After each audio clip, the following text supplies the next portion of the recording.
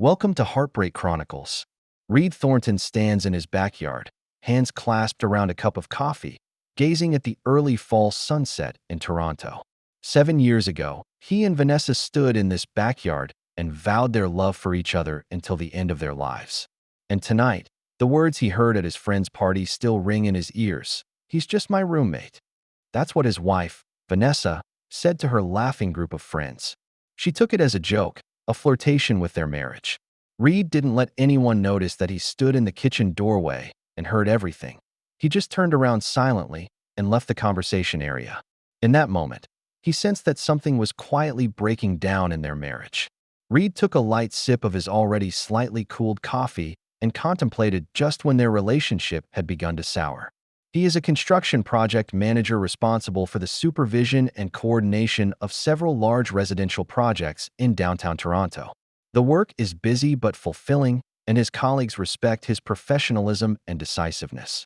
Vanessa, on the other hand, is a marketing executive working for a fast-growing tech company and is responsible for expanding business and client relationships. Their daughter Ellie is 7 years old, a bright and active child, and the best gift of their marriage. On the surface, the Thornton family has it all: a comfortable house, a steady job, healthy children. But Reid has been feeling more and more lately that beneath the surface, their relationship is fading. "Dad, what are you thinking?" Ellie's voice pulls Reid back to reality. The little girl was standing on the porch, holding her favorite teddy bear. "Nothing, little princess," Reid replied softly, setting down his coffee cup and walking toward his daughter. "Just thinking about work. It's time for bed. I'll read you a story." After putting Ellie to bed, Reid returned to the empty living room. Vanessa was at another work party tonight, something that's been happening more and more frequently over the past 3 months. She claimed they were necessary social events that helped her advance in the company. And Reid, despite his inner doubts, has always chosen to believe her. Until the "he's just my roommate" line. He picked up his cell phone and debated whether or not he should message Vanessa to ask when she would be home, but ultimately decided against it. He needed to think. He needed to understand what was wrong with their marriage and what to do about it. On a Wednesday morning 3 weeks later, Reid finished his site inspection early and decided to head back to the office to take care of some paperwork. As he walked into the cafeteria of the office building to get a cup of coffee, he saw a familiar figure: Vanessa and a man sitting in a corner seat. This shouldn't have caught Reid's attention. After all, Vanessa meets with clients all the time. Their body language, however, revealed a certain intimacy. The two sat close together, Vanessa touching the man's arm lightly from time to time, a gleam in her eye that Reid hadn't seen in a long time. That look, that smile, that physical contact. Reid recognizes it as the way Vanessa acted towards him once upon a time. He quickly turned away without letting his wife notice his presence. A sense of foreboding took root in his mind. Back in the car, Reid took a deep breath and tried to calm himself down. Maybe he was overthinking it. Maybe it was just a work relationship. Maybe Vanessa was just being friendly and professional. But the words, "he's just my roommate," echoed in his mind again. That night, when Vanessa comes home, Reid tries to act as if nothing has happened. "How was work today?" he asked, while continuing to prepare dinner.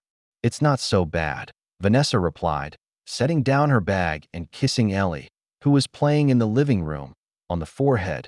An important client finally agreed to sign on. Liam was really convincing. "Liam? Well, Liam Barrett, my company's new venture capital advisor," Vanessa replied wistfully, "is in charge of helping us evaluate new markets and potential investment opportunities. Very professional and insightful." Reid notices the glint in Vanessa's eye when she talks about this Liam, the same one he saw in the cafe. He just nodded and continued chopping vegetables, but the unease inside him widened. "By the way, I need to attend a business dinner this Friday night," Vanessa said as she checked her cell phone, "and will probably be late." "Another business dinner?" Reid tried to make his tone sound merely curious rather than questioning. "The marketing department is meeting with a couple of key clients to discuss where we're headed for the next quarter." Vanessa looked up and locked eyes with Reid. "You know how important this is for my promotion." "Yes," Reid knows. Vanessa has been working towards the position of marketing director, a major step in her career.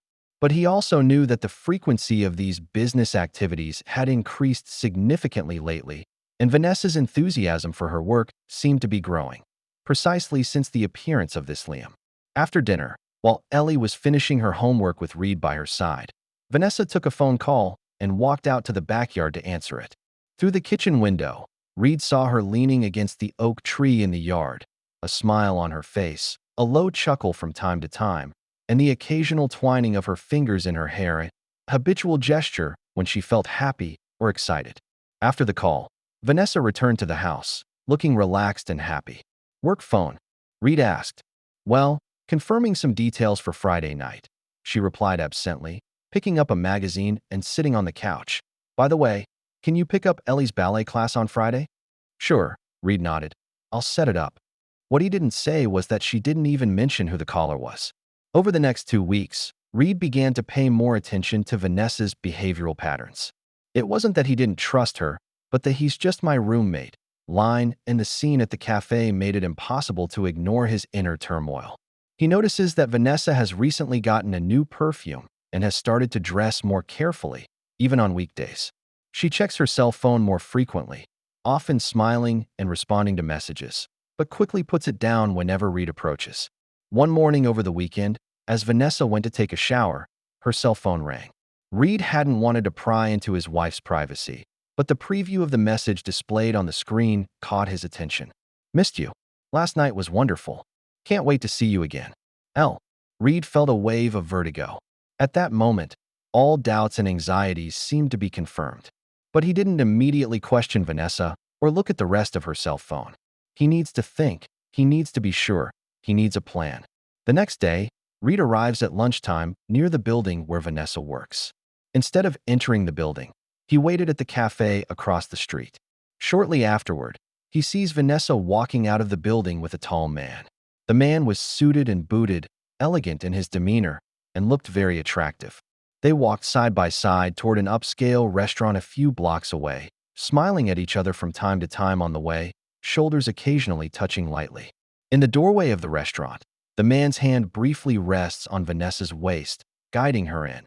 A gesture far too intimate to be anything more than an ordinary co-worker relationship.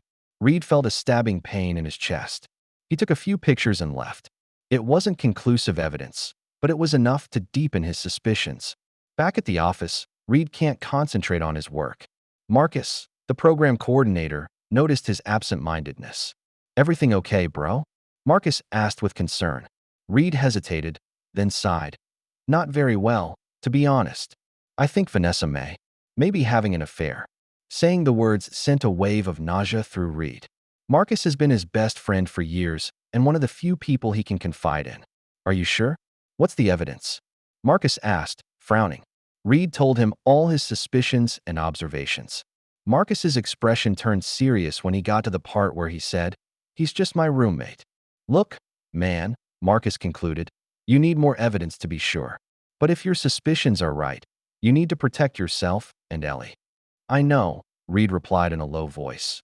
"I just can't believe this is happening to us." "Don't jump to conclusions yet." Marcus patted him on the shoulder. "But don't ignore the signs either. Find some time to talk to Vanessa properly." Reid nodded, but knew inwardly that without hard evidence, any conversation could devolve into a pointless argument or be easily denied by Vanessa. He needs more information. A few days later, Vanessa announced that she needed to attend a weekend business seminar at a resort near Niagara Falls. "It's only 2 days and 1 night," she explained as she unpacked her bags. "And all of the company's department heads need to attend to discuss strategic planning for the upcoming year." Reid just nodded in understanding and didn't question anything.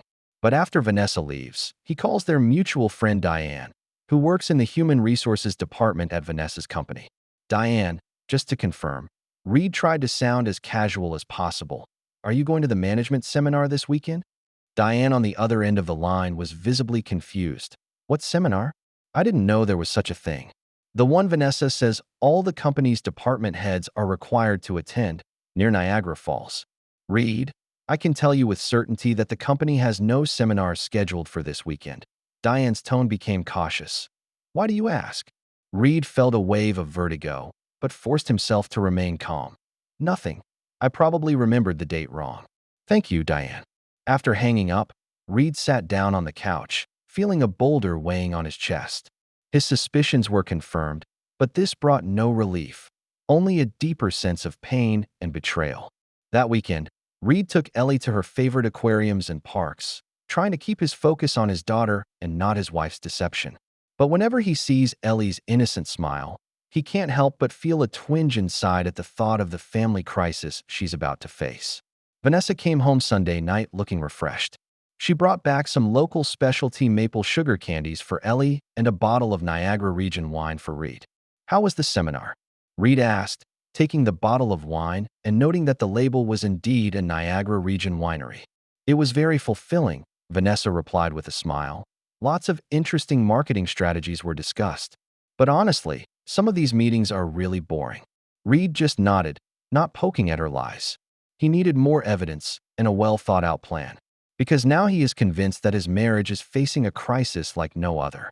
Over the next few weeks, Reid began secretly gathering evidence. Instead of invading Vanessa's privacy to check her cell phone or email, he took a more discreet approach. He recorded the time and place of all Vanessa's overtime and business activities and verified them where possible. He also noted that Vanessa had recently begun using a separate credit card, purportedly to better track work-related expenses. At Marcus' suggestion, Reid made an appointment with a family law counselor to find out what he needed to do to prepare for a worst-case scenario. The attorney advised him to preserve all possible evidence, but warned against any actions that could be seen as an invasion of privacy. In Canada, matrimonial law takes the protection of children's rights very seriously, explains the lawyer, and if you can prove spousal infidelity, this may affect property division and child custody arrangements, but only if your evidence is legally obtained. Reid nodded, taking note of the lawyer's advice. He doesn't want it to end in divorce, but he needs to prepare himself and Ellie. At the same time, he notices Vanessa's increasingly frequent contact with a man named Liam. Through public information on social media, Reid learned that Liam Barrett is a well-known venture capital advisor who has helped several startups secure funding.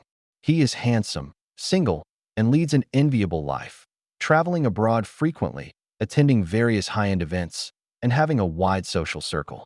On Instagram, Liam shows a life full of passion and adventure, a stark contrast to Reid and Vanessa's quiet home life. Reid begins to understand why Vanessa is attracted. As her work progresses and her social circle expands, she may begin to crave more excitement and change. And Liam represents just that missing part of her life: passion, adventure, and a social aura. This realization didn't ease Reid's pain, but it gave him a clearer view of the problem. Communication between him and Vanessa dwindles. They spend less and less time together, and they focus on different things from each other. But none of this is an excuse for cheating, Reid told himself firmly. Things reached a turning point on an ordinary Tuesday night. Vanessa claims to be attending a dinner party for an important client and may not be home until late. Reid decides to take Ellie to her favorite pizza place for dinner and then to an animated movie. Just as they're walking out of the movie theater, Reid overhears a scene that shocks him. Vanessa and Liam coming out of a nearby upscale restaurant, the two acting so close that it's clear they have more than just a business relationship.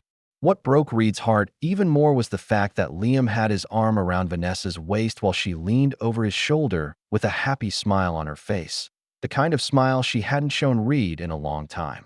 "Daddy, is that Mommy?" Ellie asked suddenly, following Reid's line of sight. Reid quickly pulled Ellie around, his heart racing. "No, baby, it's not her. Let's go home, it's getting late." On the way home, Reid's thoughts were confused. Not only does he have to deal with his wife's betrayal, but he also has to think about how to protect Ellie from it all. That night, when Vanessa arrives home late at night, Reid pretends to be asleep. He needed time to think about his next move. The next day, Reid took a day off work and went straight to see his lawyer after dropping Ellie off at school. He described in detail the evidence he had and the scenes he had witnessed, asking for the best course of action. "Based on the information you've provided, you have good reason to believe that your spouse has been unfaithful," the attorney said gravely. "Now you need to decide if you want to save the marriage or if you're ready to end it." Reid was silent for a moment, then replied softly, "I don't think there's any chance of saving this marriage, but I need to handle this in a way that hurts Ellie the least." The attorney nods and begins to explain in detail the legal matters related to the divorce process, property division, and child custody. Reid listened carefully and took detailed notes. At the end of the meeting, he felt a strange sort of calm. At least now he knew how to act. Back home, Reid begins to quietly prepare for the coming storm. He checks all joint accounts and assets to make sure he has a clear understanding of his family's financial situation. He also contacted several trusted friends, including Marcus, for emotional support and the possibility of temporary housing. At the same time, he tries to maintain a normal pace of life for Ellie, making sure she doesn't notice the tension in the family. Reid realizes that Ellie's well-being will always be paramount, no matter what the outcome. The turnaround came at a company party on Friday.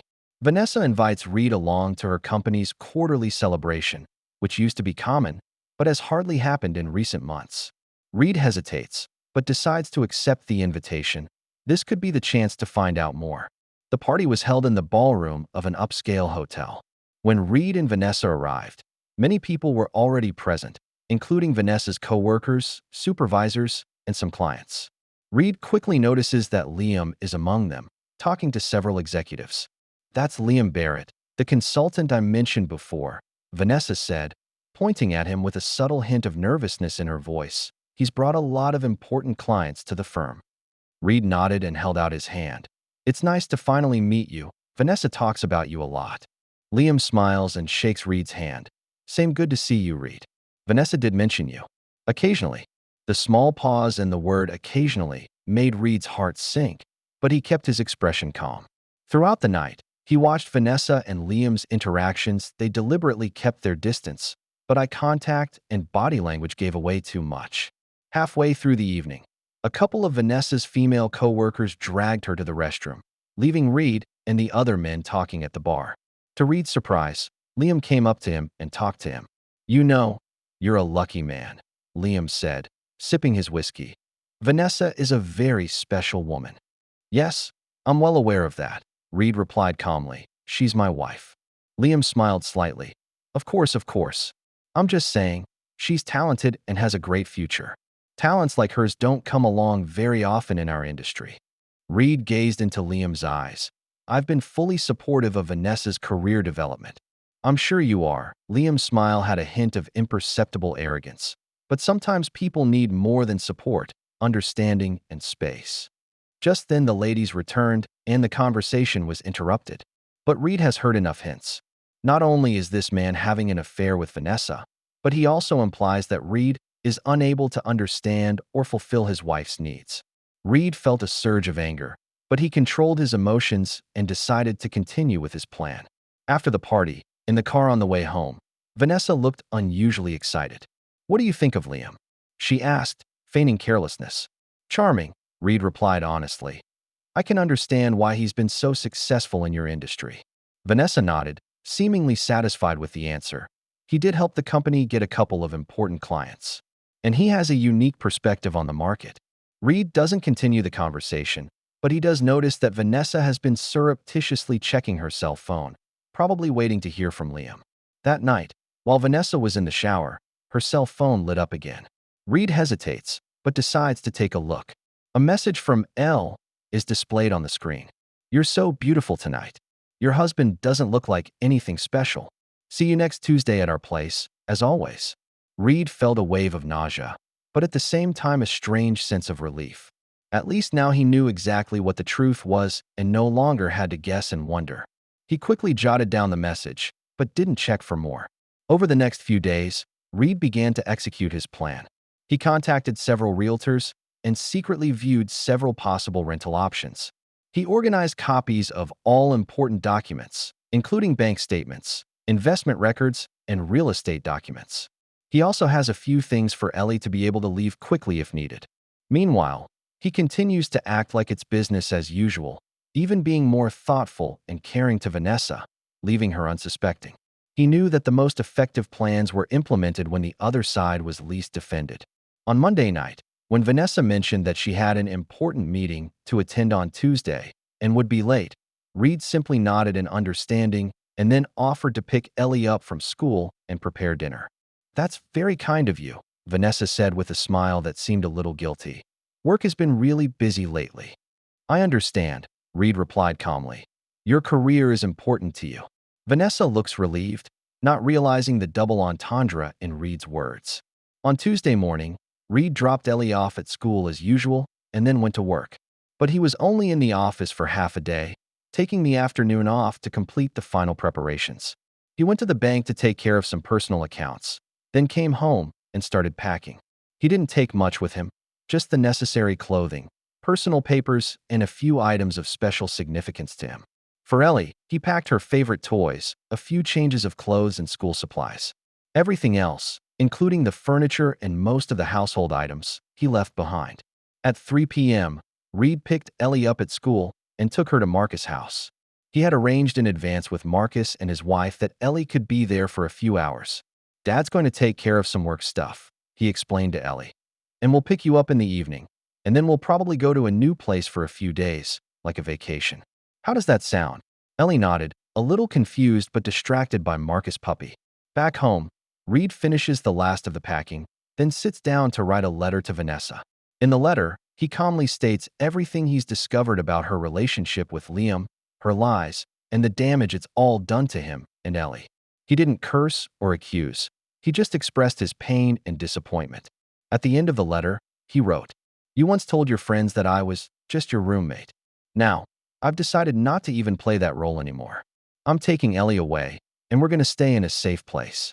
My attorney will contact you to discuss the details of your divorce and custody arrangements. I hope you and Liam find the kind of happiness and excitement you seek. No longer your husband, Reid." Finishing the letter, Reid placed it on the dining room table and then took one last look around the home that had once been filled with laughter and love. 7 years of marriage and countless memories will now be in the past. He took a deep breath, grabbed his bags, and walked out the door. Vanessa returned home around 7 p.m. that night to find the house silent. Normally at this time, Ellie would be watching TV or doing homework, while Reid is probably in the kitchen preparing dinner. But today, the house is empty. "Reid," she called out. "Ellie?" No response. She walked into the kitchen and saw the letter on the dining room table. Her face turned pale as she read those words. She rushed upstairs and opened closets and drawers. Many of Reid's clothes and personal belongings were gone, and Ellie's room was missing her favorite toy and some of her clothes. The truth has finally hit her, that Reid knows everything, and that he has left, taking Ellie with him. Vanessa felt a wave of vertigo and fell back onto the bed. She pulled out her cell phone and shakily dialed Reid's number, but it went straight to voicemail. She tried calling Ellie's cell phone again. It was a children's cell phone that could only dial a few preset numbers, and again there was no answer. Panic began to spread. Vanessa calls a few mutual friends, but no one knows the whereabouts of Reid and Ellie. Finally, she contacted Reid's mother, who was surprisingly cold. "I'm not sure where they are, Vanessa," Reid's mother said, with obvious reproach in her voice, "but I'm sure they're safe.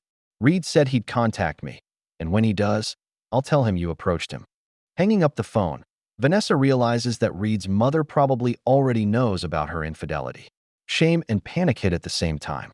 She tries to text Reid again. "Please, at least let me know Ellie's okay. We need to talk." No response. Vanessa walked over to the liquor cabinet and poured a glass of wine, then another. Her thoughts were confused, her emotions swinging between anger, fear, and shame. She remembers the lawyer mentioned in Reid's letter and realizes it means he's ready for a divorce. Worse, he might fight for custody of Ellie. That's when her cell phone rings and Vanessa practically pounces on it. But the caller ID shows Liam, not Reid. "Hey, beautiful," Liam's voice came out of the speakers. "How's your night going? Miss me?" Vanessa felt a pang of disgust, not sure if it was for Liam or herself.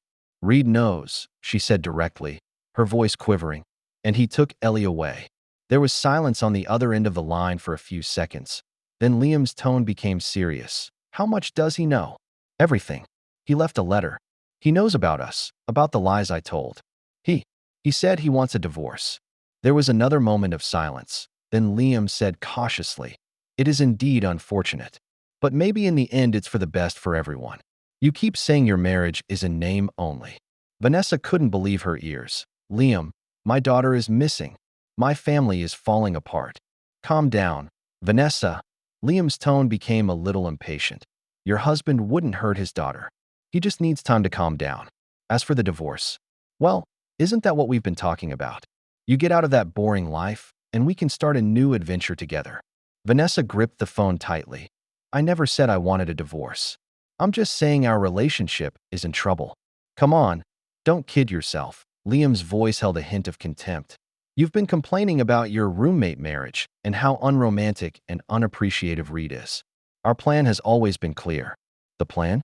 Vanessa is shocked to realize that what in her mind was just an exciting adventure, a relationship to escape the humdrum of life, seems to Liam to be the path to some more certain future. I need to find my daughter, Vanessa finally said. We'll talk tomorrow. She hung up, feeling more alone and afraid than ever. Her marriage is crumbling. She could lose custody of her daughter, and Liam, the one person she thought understood her, seems unconcerned about her family crisis. It was the first time she had really faced the consequences of her actions, and the realization was painful to her. Vanessa was sleepless all night. She checked her cell phone repeatedly, hoping to hear from Reid or anyone in the know. In the wee hours of the morning, she finally received a text message from a number she didn't recognize. Ellie is fine and has fallen asleep. A lawyer will contact you tomorrow. Please do not call or text again. Reid. The brief message both relieved Vanessa and caused her to feel a deeper sense of dread. Reid is really going through the legal process. The 7-year marriage would end in a courtroom confrontation.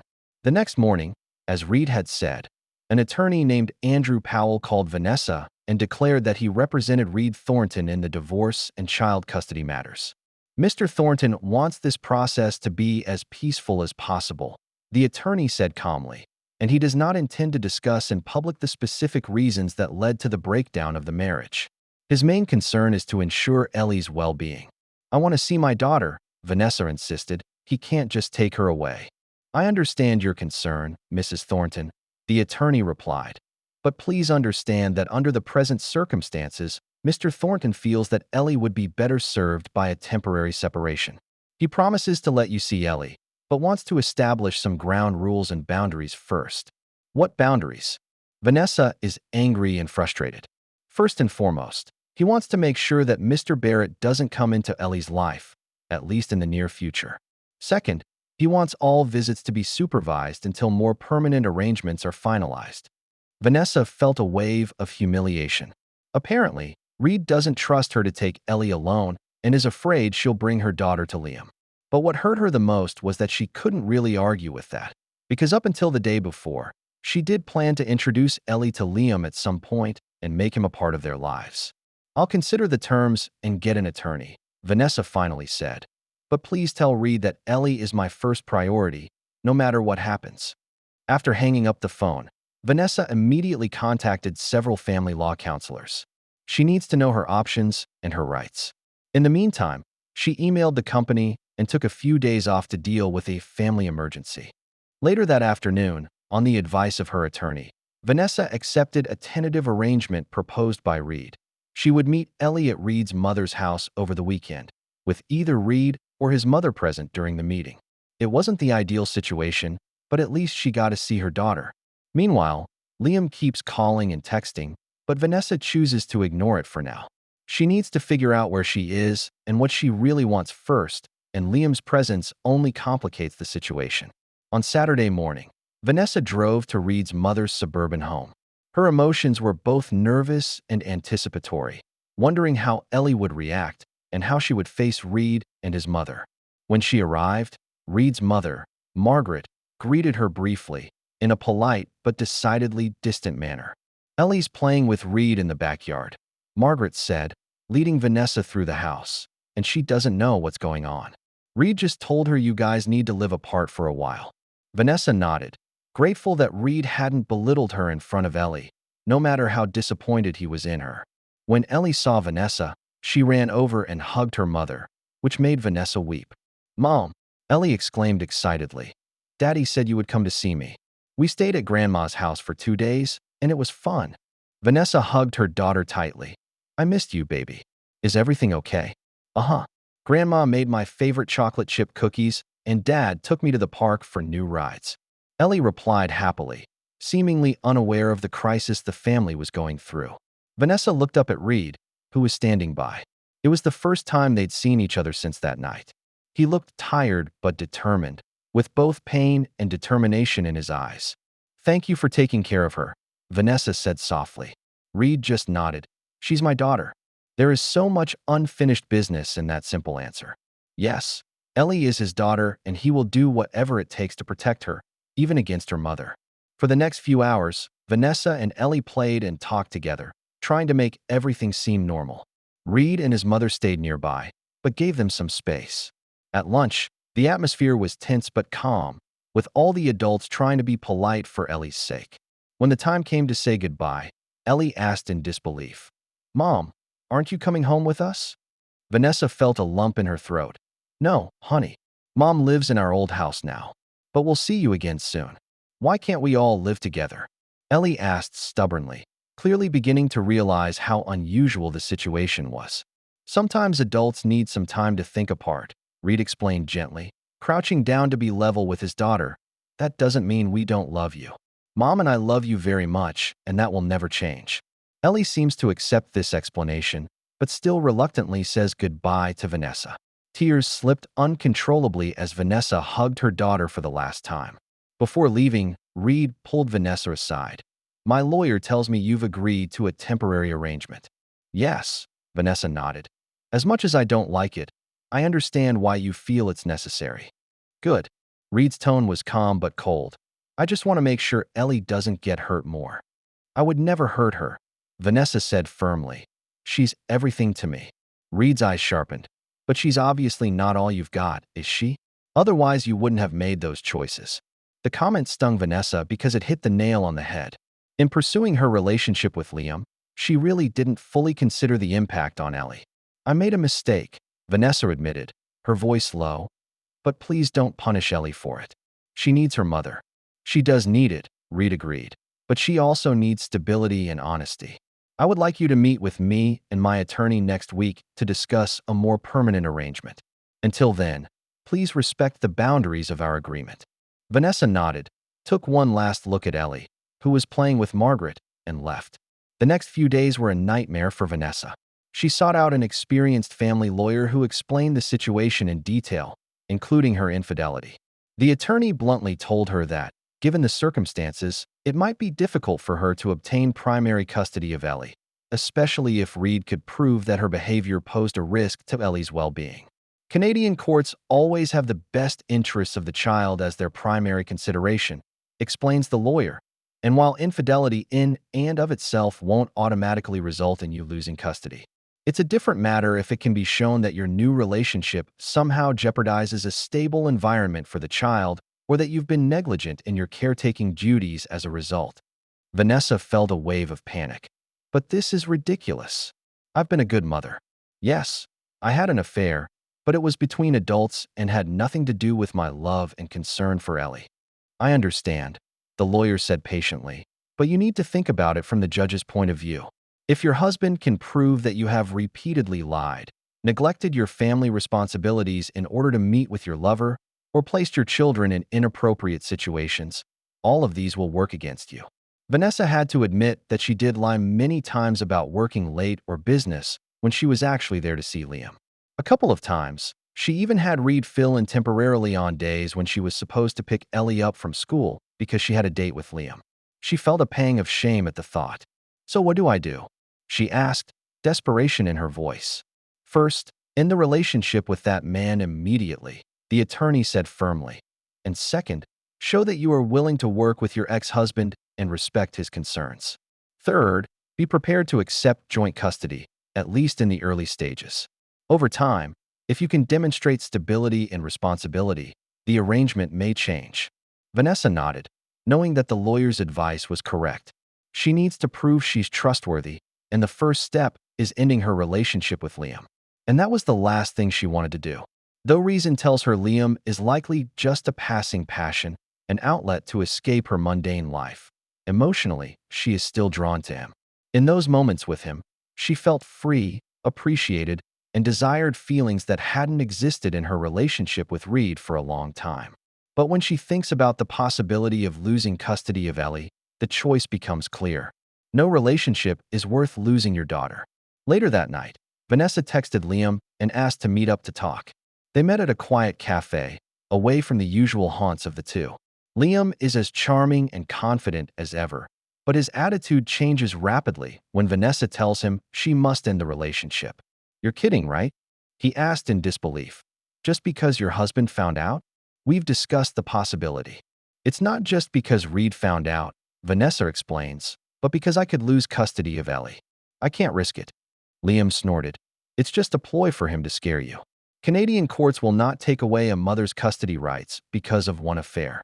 "It wasn't just the affair, Liam," Vanessa said, lowering her voice. "It was the many times I lied to see you and neglected my family responsibilities.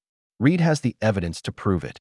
And my attorney said that if the judge thought that my pattern of behavior indicated instability or irresponsibility, it would be very detrimental to me." "So you're going to give up our relationship for the baby?" Liam's tone turned bitter. "What about everything we've been talking about for months? About traveling together, maybe living together?" Vanessa looked at him in shock. "Liam, those are just fantasies, sweet nothings we say in intimate moments. I never really committed to ending my marriage to be with you." "Oh, come on," Liam said, losing his usual composure. "You're constantly complaining about your roommate marriage, about how little Reid understands you and how much you crave freedom and passion. Don't pretend this is just a game." "It really wasn't just a game to me," Vanessa tried to explain. "But I also never intended to hurt Reid or jeopardize Ellie's happiness. Now I have to face reality and fix what I can." Liam stared at her for a moment, then sneered. "Your husband may be right. Maybe you really don't know what you want. One minute you want adventure and excitement. The next you want stability and family." "I want my daughter," Vanessa said firmly. "And that has never changed." "Well, good luck." Liam stood up, his tone harsh. "But don't think you can easily go back to your old life. Your husband knows what kind of person you are, Vanessa. He saw you for who you really are, and I doubt he'll trust you again." With that, he left the cafe, leaving Vanessa alone with a mixture of relief and fear. On the one hand, she knows that ending her relationship with Liam is necessary. On the other hand, she realizes that rebuilding trust and repairing the damage may be a nearly impossible battle to win. On Monday, Vanessa returned to work, trying to regain some sense of normalcy. But she soon realized that there was something strange about the atmosphere in the office. The coworkers seemed to be talking about something, but stopped talking as soon as they saw her. Her assistant, Amanda, was acting particularly nervous, not even daring to look her in the eye. It wasn't until the lunch break that Diane, the HR manager Reid had asked about this seminar, came into Vanessa's office, closed the door, and got a serious look on her face. "Are you okay?" Diane asked directly. "I heard you and Reid had some problems." Vanessa sighed. "Word traveled that fast?" "Not exactly," Diane hesitated. "I saw Liam at the bar yesterday. He's had a little too much to drink for you. Said some not-so-nice things. Mentioned your relationship and your marital problems. There were a couple of company guys there, too." Vanessa felt a wave of nausea. "What specific things did he say?" "Enough to make it clear that you have had intimacy," Diane said euphemistically. "He implied that it wasn't a transient thing and mentioned how often you lied to Reid in order to see him." Vanessa closed her eyes and felt a wave of vertigo. Liam is getting back at her and has chosen to do so in the way that will hurt her the most, by destroying her professional reputation. "Thank you for telling me," Vanessa finally said, her voice quivering. "I'll take care of this." Diane looked at her sympathetically. "Look, I'm not here to judge you. However, you should be aware that a list of candidates will soon be announced for the position of marketing director. Considering the current situation, you don't think I'll be considered," Vanessa finished for her. "I just thought you should be prepared," Diane said softly. "Especially considering that Liam's company is an important client of ours. The executives may be concerned. Conflict of interest or question of judgment." Leaving Diane's office, Vanessa went straight to the restroom, locking the cubicle door and trying to calm her breathing. A major opportunity for her career could be jeopardized by Liam's retaliation. She covered her face with her hands and sobbed silently. Everything is falling apart. Her marriage, her custody of her daughter, and now even her career is in jeopardy. And it was all the result of her own choices. Later that afternoon, Vanessa's manager, Lauren, called her into her office with a serious look on her face. We need to talk about your relationship with Mr. Barrett, Lauren said, getting right to the point. There are rumors that your relationship is beyond professional. This raises serious conflict of interest concerns considering the firm he represents is a significant client of ours. Vanessa knew denial meant nothing. Liam and I did have a personal relationship, but that's over. I assure you that this has never affected my professional judgment or the interests of the company. Lauren looked at her with an expressionless face. Even so, company policy explicitly forbids romantic relationships with clients unless disclosed and approved in advance. You know it, Vanessa. I know I made mistakes, Vanessa admits, but I'm over that relationship and want to keep focusing on my work. The thing is, Lauren said gravely, Mr. Barrett's company is one of our biggest clients. He has asked for a different contact, claiming that he is no longer comfortable working with you. It puts the company in a very awkward position. Vanessa felt a wave of nausea. Not only did Liam denigrate her in front of her coworkers, he specifically contacted the company to express his unwillingness to work with her. It was a well-planned retaliation. I understand, Vanessa said softly. What do you need me to do? The firm has decided to temporarily move you out of your front-of-market position, Lauren announced, and you will be taking on an internal strategic planning role for the time being, with no direct client contact. This means you are no longer being considered for promotion to marketing director. Despite anticipating the outcome, hearing the confirmation sent a sharp pain through Vanessa. She's worked for years for this position, and now, because of one bad connection, it's all come to naught. Is this a permanent arrangement? She asked, trying to keep her voice steady. It's indefinite at this point, Lauren replied, and we'll reassess the situation in 6 months. In the meantime, I suggest you consider whether you want to stay with the company. The company is willing to provide a reasonable severance package and references if you decide to pursue new opportunities. The implication was clear. They wanted her to leave of her own accord. Leaving Lauren's office, Vanessa felt more humiliated and frustrated than ever. She went back to her office and started packing her personal belongings. Whether she stays and accepts a demotion or leaves to start over, she knows one thing. Her career has been hit hard, and it may take a long time to recover. That same evening, Reid was helping Ellie with her homework in his temporarily rented apartment. The apartment was small but clean and tidy, with 2 bedrooms, enough for him and Ellie for the time being. His cell phone rings. It's his lawyer, Andrew. Reid, I just received some news. Andrew sounded serious. Vanessa's attorney contacted me and indicated that she is willing to accept most of the terms we have offered, including joint custody, but would like to increase her visitation hours.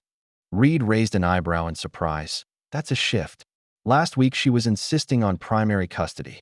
Yes, she softened her stance significantly. Andrew agreed.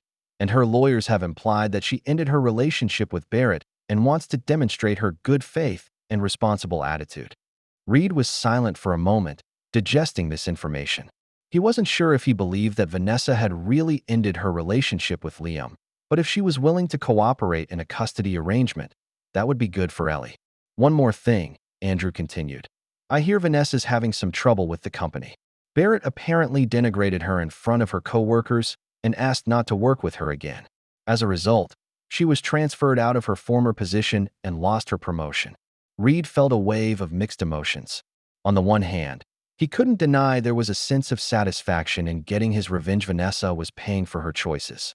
On the other hand, as Ellie's father, he is also concerned about how these changes will affect Vanessa's financial situation and emotional stability, which in turn will affect her ability to care for Ellie.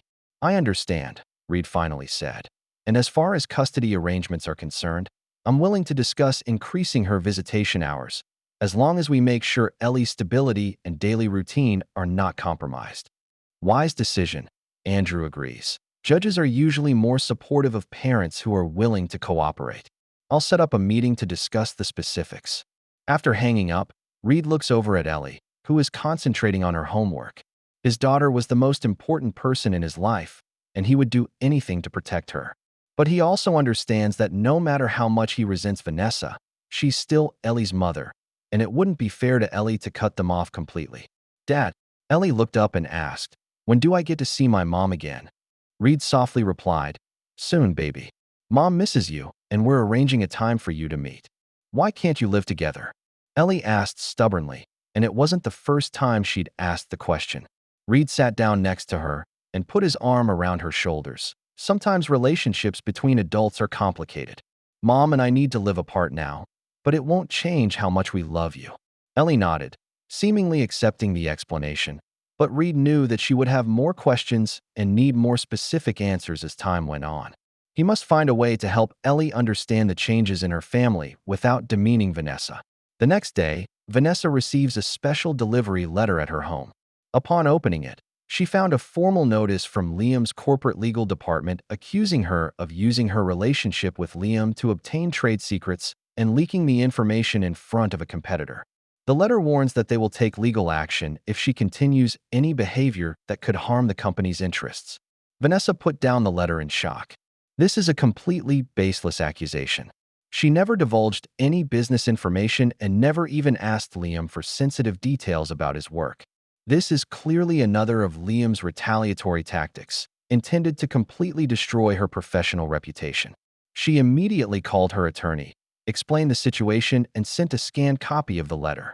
It's a serious allegation, the lawyer said gravely, but it looks like they don't have concrete evidence. Otherwise, they would have just charged instead of sending a warning letter. I think it's more of a scare tactic. What should I do? Vanessa asked, her voice trembling. First, don't have any contact with Barrett or his company, the attorney advised. And second, I would draft a letter back categorically denying the allegations and requesting any so-called evidence from them. If they are unable to provide it, we will warn them that they could face a defamation action. Vanessa agrees to the program, but the fear lingers in her mind. Liam is clearly determined to destroy her completely, and she is now caught up in a nightmare triggered entirely by herself. For support, she called several close friends, including longtime friend Rachel. But to her shock, Rachel's attitude is decidedly distant. "I'm sorry you're going through this, Vanessa," Rachel said, her voice cold. "But I have to be honest. I've known about you and Liam for some time now. I kept hoping you'd take the initiative to end that relationship instead of waiting until Reid found out." You know, Vanessa stammered. "Yes, I've seen you guys at the Riverdale Cafe. And that wasn't the only time," Rachel said bluntly. "Lots of people have seen you together. Honestly, I'm disappointed that you would do this to Reid.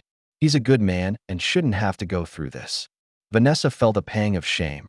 "I know I made a mistake. I'm trying to fix what I can." "I'm sorry, Vanessa, but some things once broken can't be fixed," Rachel said with obvious judgment in her tone. "We've been friends for years, but now I need some distance. I hope you understand." Hanging up the phone, Vanessa felt even more isolated. Her marriage broke up, her career suffered, and now even her friends are starting to stay away from her. She looked around the empty house and suddenly realized that she had lost almost everything important in her life. That night, she sat alone at the kitchen table, the place where Reid had put down his parting letter. She opens her laptop and begins writing a long email to Reid, not to ask for forgiveness, but to try to explain her feelings and actions.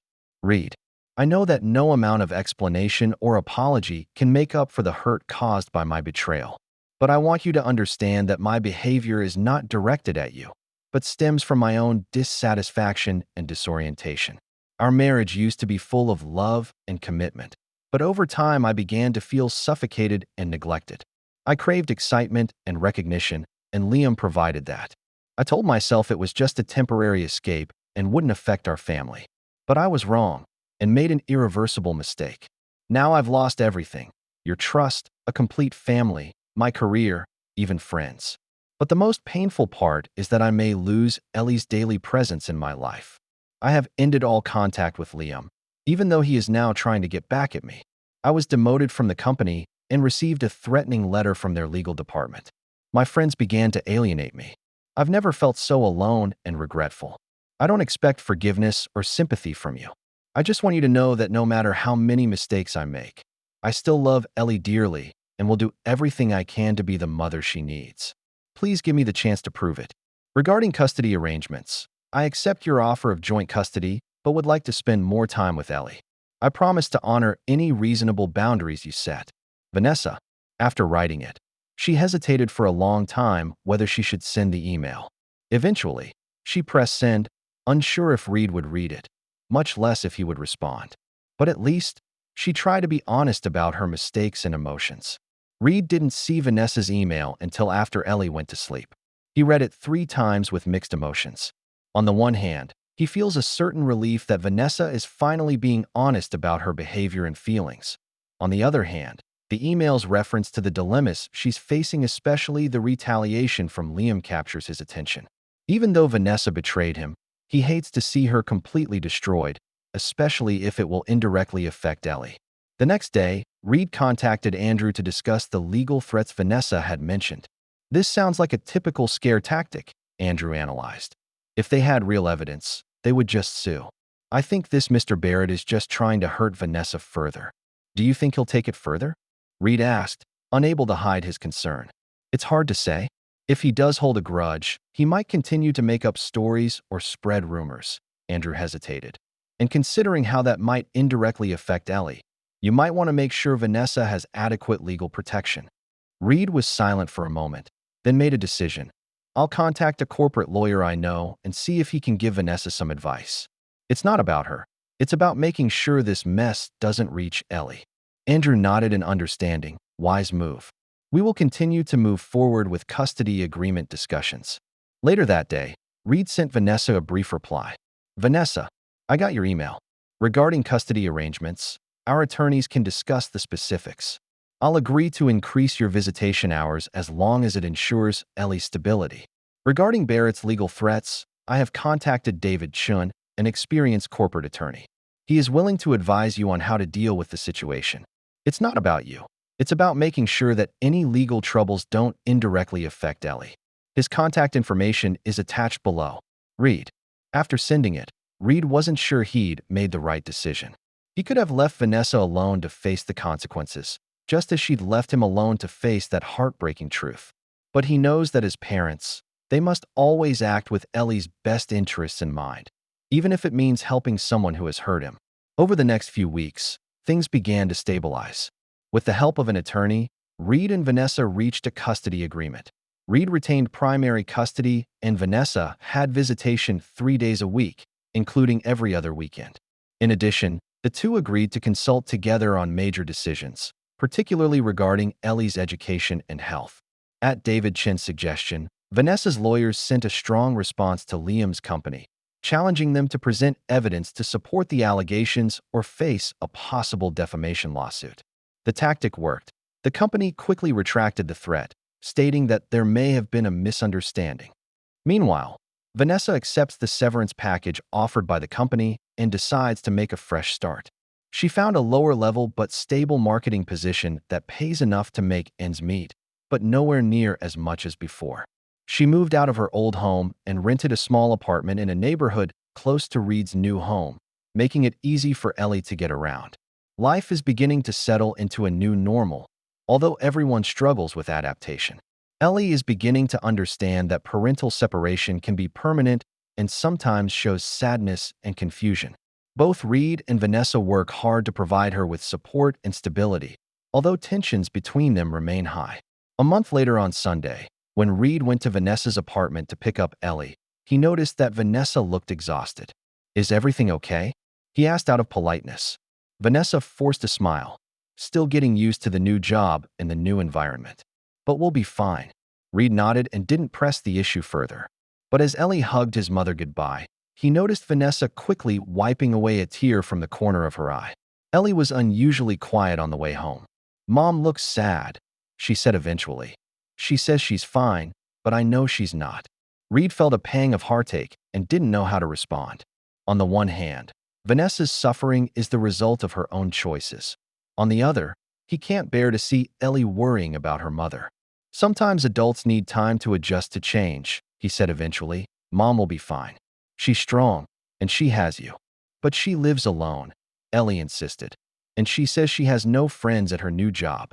Reid took a deep breath and felt a complicated sense of responsibility.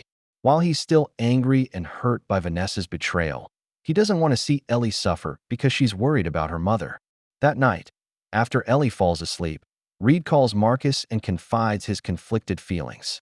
I don't know what to do, he confessed. On the one hand, she deserves these consequences. On the other hand, Ellie's worried about her, and that makes me feel guilty, even though I shouldn't. Look, man, Marcus mused. You have every right to be angry and hurt. No one's going to blame you for that. But if Vanessa's condition continues to deteriorate, this will eventually affect Ellie. Maybe you need to find a way to make sure Vanessa can stabilize while maintaining boundaries not for her, but for your daughter. Reid knew his friend was right. No matter how much he resented Vanessa, they were still Ellie's parents and would always be connected. If he really wants Ellie's happiness, he may need to find a way, not to forgive, but at least to move on. The next day, Reid contacted a couple of friends with contacts in the marketing field and asked if there were any job opportunities that would be a good fit for Vanessa. He did not explain the situation in detail, except to say that they were separated, but that he hoped to find a better career option for Ellie's mother. Surprisingly, several people offered to help. A week later, Reid forwarded a job posting to Vanessa with a note that said, "A friend mentioned their company was looking for a marketing manager. Salary and duties are comparable to what you had before. If you're interested, I can make introductions." It's not about you. It's about making sure Ellie's standard of living isn't compromised. Surprised by this unexpected help, Vanessa replied, "Thank you, Reid. I am very grateful for this opportunity and understand your reasons for doing this. I will definitely take it seriously." 2 months later, Toronto received its first snowfall of early winter. Reid and Ellie had breakfast together on Saturday morning and planned to go to the park later to play in the snow. "Daddy," Ellie asked suddenly, "can Mommy come with us today?" Reid stopped pouring his cereal and thought about how to respond. Since helping Vanessa find a new job, their relationship has eased, but they still keep their distance. Their interactions are limited to Ellie-related matters and never involve personal topics. "I'm not sure, baby," he finally replied. "Mom might have her own plans." "But she's alone right now," Ellie said stubbornly. "And it's not her visiting day, so she's probably bored. We can ask her, okay?" Reid looked into his daughter's expectant eyes and knew he couldn't say no. "Well, we can ask her, but don't expect too much. She may have other plans." Ellie jumped for joy and ran to get her cell phone. It was a kid's cell phone that could only contact a handful of pre-programmed numbers. A few minutes later, she returned and announced, "Mom said she'd be happy to join us. She asked what time we were going to the park." Reid nodded, feeling a twinge of unease, but accepting the reality. He needed to find a way to make peace with Vanessa for Ellie's sake. The three met in the park that afternoon. The atmosphere was initially a little awkward, but Ellie's enthusiasm quickly broke the tension. They built snowmen, had a friendly snowball fight, and even drank hot chocolate together. In the presence of Ellie's innocence and laughter, the complex contradictions of the adult world seemed to be temporarily put on hold. On the way home, Ellie asked, "Can we do things together like this more often?" Like before, Reid and Vanessa exchanged a complicated look, neither knowing how to respond.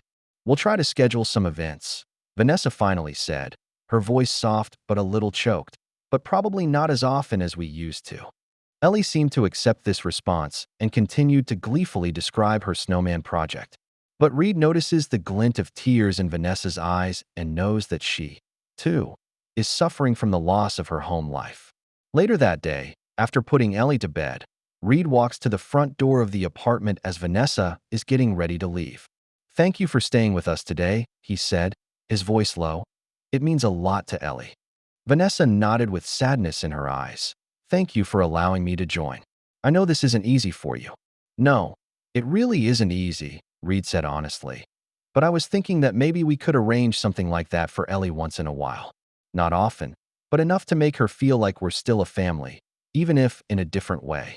Vanessa took a deep breath. "I'm willing to try anything that's good for her.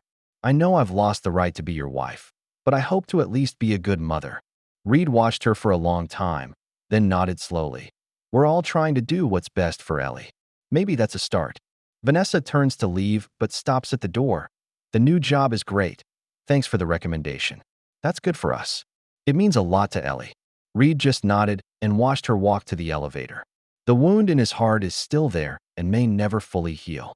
But today, he sees a glimmer of possibility, not to rebuild the relationship that once was, but to create a new one centered on Ellie. When spring came, the situation developed further. Liam left Toronto and reportedly accepted a position with an American company. His departure was a relief to Vanessa, no longer worrying about the retaliation she might face at any moment.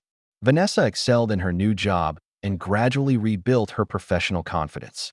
She kept her life simple and regular, focusing on work and time with Ellie. She tries to reconnect with some of her friends, and some of them begin to respond, although the relationship is no longer as close as it once was. Reid is also adjusting to his new life. He was promoted to project director, responsible for a larger scope of construction projects. The work is busy but fulfilling and gives him direction to focus. He began to socialize with his friends occasionally and even tried dating a few times, although it hadn't developed into a serious relationship. Most importantly, Ellie seems to be adapting to the new family model. She stopped constantly asking her parents why they didn't live together and accepted a life of traveling between two homes. She still wants her parents to attend her events together, which has become less awkward, though still at a distance. One day, Reid talks briefly with Vanessa after Ellie's school concert. "You know," Vanessa said hesitantly, "it's Ellie's birthday next week. She told me she was hoping for a family reunion, just the three of us." Reid frowned. "She didn't mention that to me." "She's probably afraid you'll say no," Vanessa said softly. "But if you don't want to, I totally understand. We can celebrate separately." Reid thought for a moment. "No, if that's what she wants, we can arrange it. Maybe at my house. I can prepare dinner." Vanessa looked at him in surprise. "Are you sure?" "For Ellie's sake," Reid said simply. "We can do this." Vanessa nodded with gratitude in her eyes. "Thank you.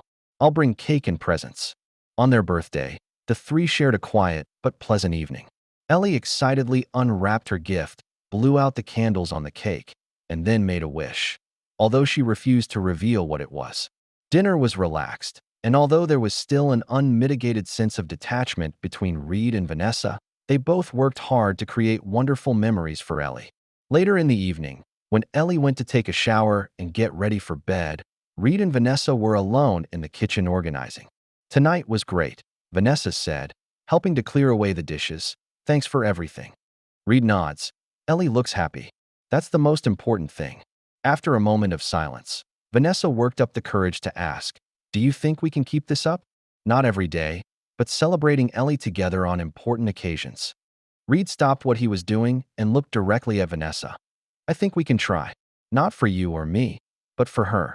Tears glistened in Vanessa's eyes. "I know I've lost the right to ask for more.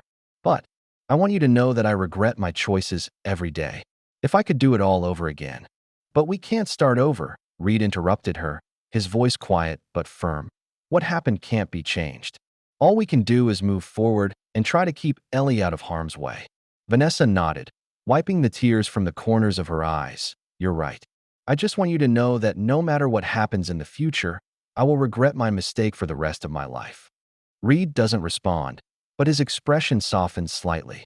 They continued to organize the kitchen in silence, each lost in thoughts of the past and musings about the future. Ellie interrupts the moment by returning from her shower. She looks content and happy, which is what both parents want to keep for her. "This is the best birthday I've ever had," Ellie declared. "Thank you both." Reid and Vanessa exchanged a look, and a wordless understanding passed between them. Regardless of their own feelings, for Ellie's sake, they would continue to try to find a new way to coexist. A year later, life has changed in many ways. Reid's career flourished, and he was promoted to senior project director for the company. Vanessa has also been successful in her new job, rebuilding her professional reputation. Ellie is 9 years old, active and healthy, and has generally adapted to her new family structure, although she is still occasionally saddened by the separation of her parents. The custody arrangement is working well, and Reid and Vanessa are even beginning to be able to have calm conversations that are not limited to Ellie-related topics. They weren't friends and probably never will be again, but they found a way to get along that made co-parenting possible. One Saturday afternoon, Reid and Ellie went for a walk in the park. Ellie suddenly asked, "Daddy, do you hate Mommy?" Reid stopped in surprise. "Why do you ask, baby?" "Because sometimes I see the way you talk to your mom.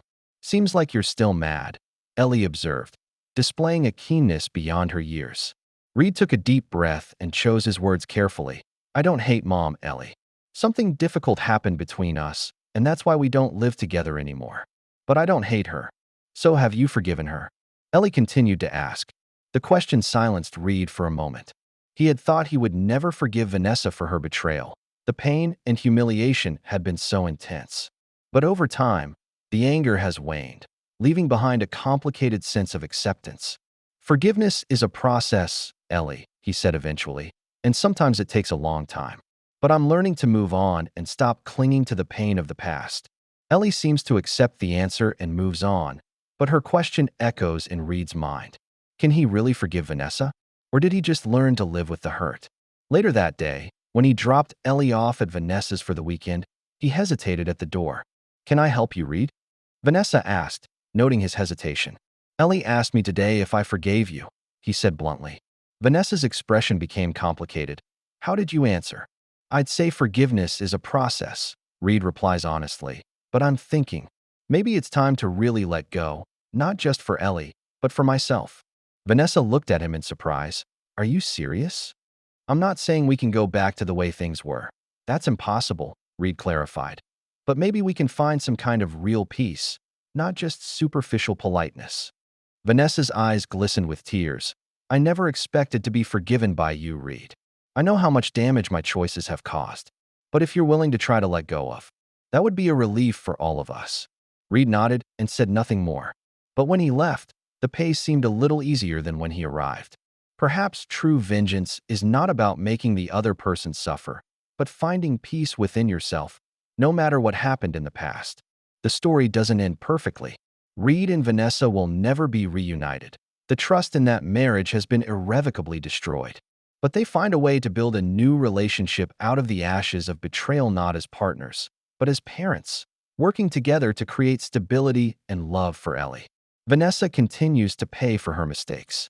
While she rebuilt her career and regained some friendships, she lost the family life she created with Reid and the opportunity to see her daughter every day. She would always remember the feeling of fear and despair she felt when Reid packed his bags and left her to face the consequences of everything alone. Reid eventually finds new happiness. A few years later, he formed a relationship with a woman who understood his past and respected his co-parenting arrangement with his ex-wife for their daughter. Though the scars remain, he learns to trust and love again. Most importantly, Ellie thrived with the love and support of her two parents. She understands an important lesson. People make mistakes, sometimes serious ones, but the real power lies in how they respond to those mistakes and how they learn from them. Vanessa paid a heavy price for that "he's just my roommate" joke. She lost her husband, her complete family, and many friends. But ultimately, this story is not just about betrayal and revenge, but also about accepting consequences, seeking forgiveness, and the ability to let go of the past for the sake of your children. In life, no one is perfect. We all make mistakes, sometimes serious ones. But as Reid and Vanessa's story shows, the real test isn't avoiding all the mistakes. It's how to get up when we fall, face the consequences, and try to build a better future even if that future is nothing like we first imagined. That's the end of today's story. For more captivating tales, hit subscribe and never miss an episode.